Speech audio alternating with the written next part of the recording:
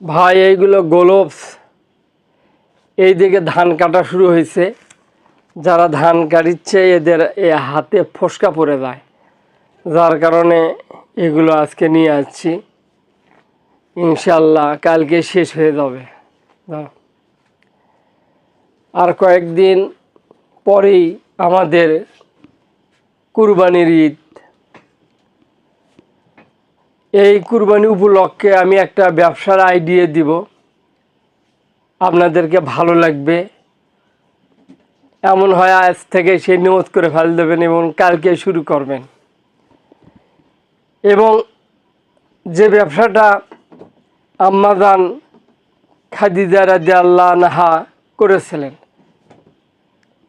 তার এত বড় ব্যবসার কাফেলা ছিল যে 50টির মতো উট এবং কর্মচারী তারা সিরিয়া যেত 3 মাসে, আবার সেইগুলো জিনিস নিয়ে মক্কায় ফিরত 3 মাসে। এরকম 5-6 মাস লেগে যেত।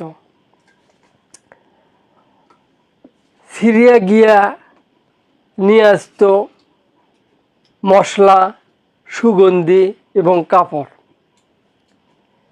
আমি সেই মশলার কথা বলছি, কারণ সামনে কুরবানি, সবাই কিন্তু গরু বকরি পশু কেনার জন্য ব্যস্ত।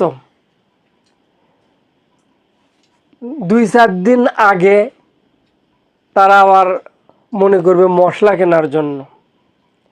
দোকানে দেখুন এমন ভিড় পড়ছে যে 20 টাকার মশলা 40 টাকা নিচ্ছে, তাও আমাদের নিতে হচ্ছে। আপনি যদি ব্যবসা শেখার জন্য অনলি 4-5 হাজার টাকার তহবিল দিয়া বগুড়া পাইকারি বাজার আছে।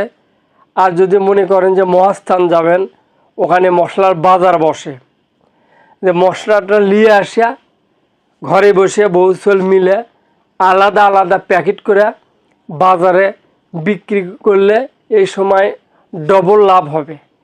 কিছু যদি থেকেও যায় তাহলে সারা বছর এটা চলে, বিক্রি করতে পারবেন। এই ছোটোর থেকে আপনি আস্তে আস্তে মশলার ব্যবসা বড় করতে পারবেন ইনশাআল্লাহ। করবেন তো? আর এই ভিডিওটা অবশ্যই লাইক, কমেন্ট, শেয়ার করে সবাইকে দেখার সুযোগ করে দেবেন। হয়তো আপনি করবেন না, কিন্তু এই কথাটা এমন একটি মানুষের কানে পৌঁছিবে যে শোনার সঙ্গে সঙ্গে তার এই আইডিয়া তার মাথার মধ্যে ঢুকবে। অবশ্যই এই ভিডিওটা লাইক, কমেন্ট, শেয়ার করে একটু ভাইরাল করে দেবেন আপনার আত্মীয়